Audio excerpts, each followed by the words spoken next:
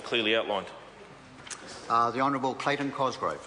Mr. Speaker, the previous speaker is right. There has been a bit of verbal ping pong across the House, and I'm glad he maintains, unlike some of his other colleagues, a good sense of humour. But I do want to address, just for the record, there was a bit of political bile dished out by Mr. Mitchell around police funding and cards. Felicity Ferret, my colleague, says I'm not quite up to speed. Gossip columns. Gotcha, right. Mr. Mitchell made a lot of comments about, let's fire them up. There's a few columns coming out as we speak, I think. Let's fire them up. They're awake now.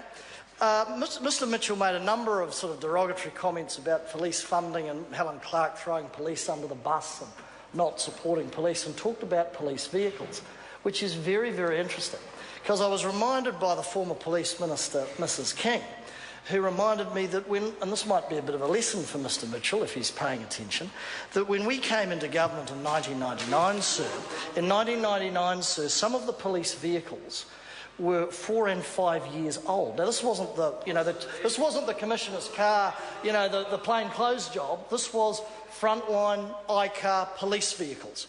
And it was the Honourable George Hawkins, I know you don't like it, I know he doesn't like it, but he's going to have to hear it. For the record, sir, it was the Honourable George Hawkins, Minister of Police, who introduced the 3-year renewal program for police vehicles. And there were so many old dungers in the police fleet, I'm not calling those members dungers, sir, I'm talking about police cars, that it took 6 years to renew the entire fleet so that police could actually get in a car that could go over 80k to chase the burglar down the road.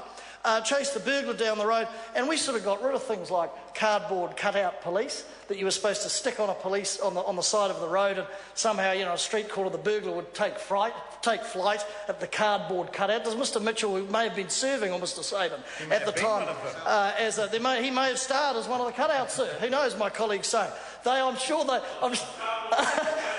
Sabin says not enough cardboard for his cutout. I think no, I wouldn't go there.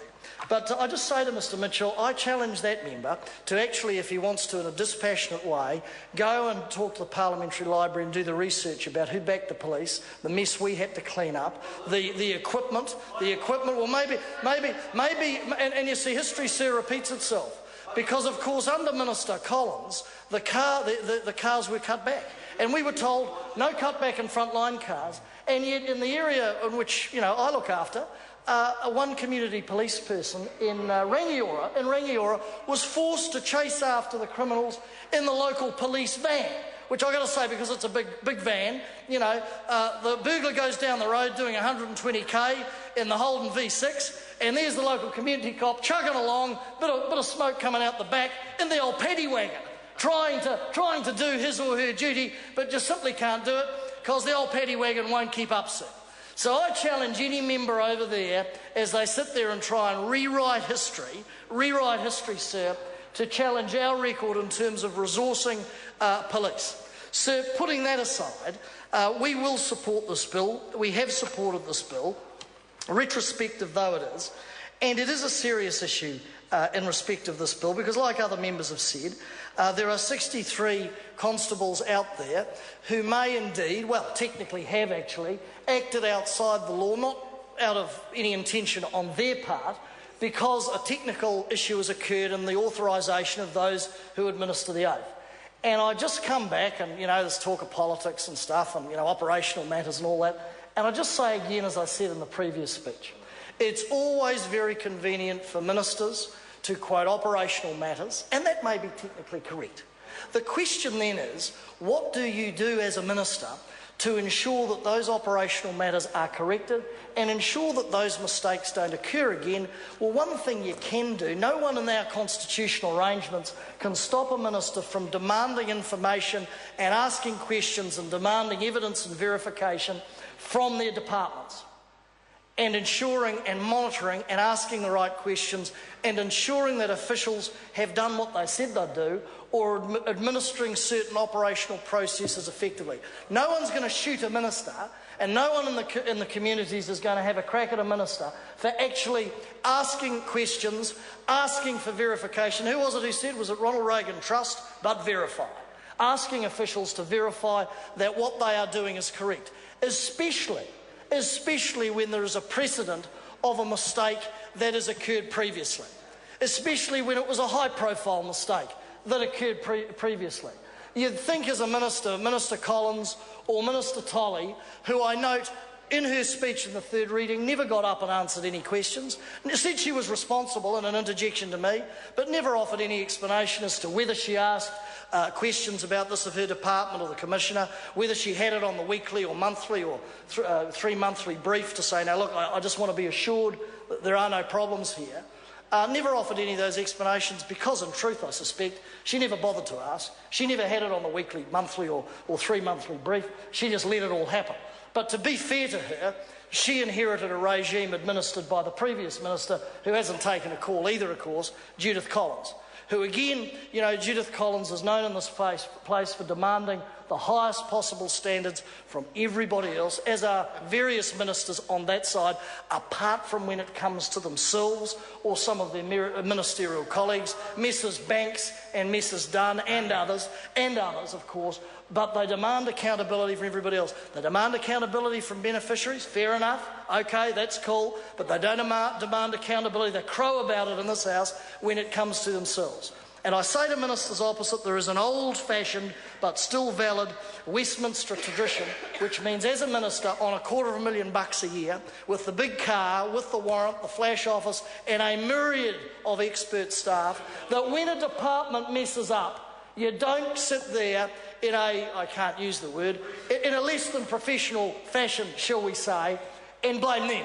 You stand up and say, I'm the minister, I take the hit, and by the way, if the bullet hits me, when I get back to the department, it's going to bounce off me and ricochet round the department and ensure that people who have made these mistakes are held accountable and it's fixed. It's not about vengeance, it's about fixing the problem.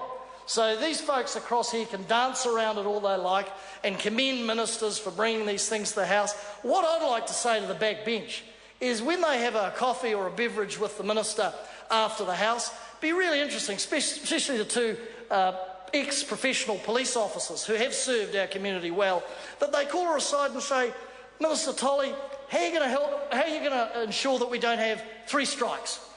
What are you going to do? Is there any advice Mr Mitchell or Mr Sabin, having been police officers themselves, could give Minister Tolley on ensuring that processes are put in place and that this issue is fixed? Because for the 63, and they won't respond, but I'll make this observation.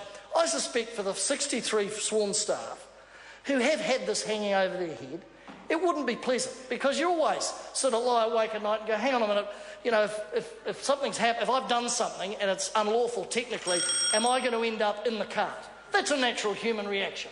You always sit there and just wonder, well, look, you know, it won't be the bosses that get it in the neck, because I was the person who, for instance, effected the arrest. And if that arrest as effected is now deemed to be unlawful, it's not the Commissioner or certainly the Minister or any of the people on that side who would end up in the dock. It is the sworn police person who has acted with the best intentions. So the question is where the buck stops. And I say to Ms Tolley and Ms Collins, the buck stops with them. And all we seek in this House, and Ms Tolley says, yes, the buck stops with her. Well, if that's the case, Ms Tolley, it would have been helpful during the debate to give us some reassurance, to tell us what monitoring procedures you did put in place, to ask and tell us what questions you did ask of the Commissioner. How this, well, there wasn't much to listen to, I've got to tell you. That is all that this Parliament and the 63 police require. So whilst we support this bill, sir, we do hope that we are not here in another year or 2 or 3 months helping this government fixing up their mistakes, and this is yet another one which piles on a sort of steamy pile of political mistakes which fester away, sir, and ferment away in this place as this government sort of withers and lurches, sir, lurches to the next crisis and the next inward-looking internal problem, sir. Mr Speaker. I call Scott Simpson. Mr Speaker, I mentioned in my second reading contribution